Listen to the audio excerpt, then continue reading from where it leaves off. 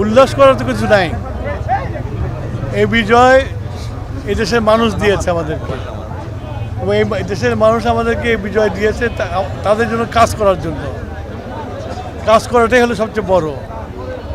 তো আমাদের দলের চেয়ারম্যান উনি কী কাজ করবেন বাংলাদেশের মানুষের কাছে উপস্থাপন করেছেন, এবং সেই কাজগুলো বাংলাদেশের মানুষ এন্ডোর্স করছে, করে ভোট দিয়েছে, এবং আজকে এতগুলো আসনে আমরা জয়লাভ করেছি, প্রায় 2/3 আমরা জয়লাভ করেছি। সুতরাং আমাদের উপরে আরও দায়িত্ব বেশি পড়েছে।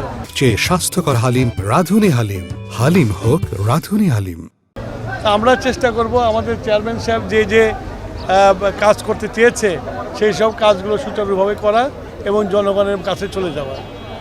আর আমার লোকালি সিরাজগঞ্জটা আমার কাছে মনে হয় যে সিরাজগঞ্জ শহরটা বাসের অযোগ্য হয়ে গেছে।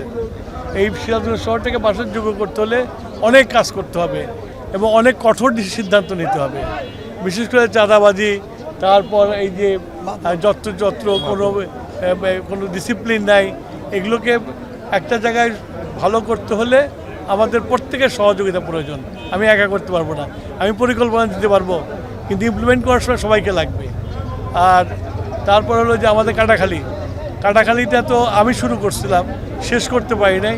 এবার ইনশাল্লাহ এই টার্মে কাটাখালিকে দৃষ্টিনন্দন একটা খাল তৈরি করতে পারবো বলে আমি আশা করি।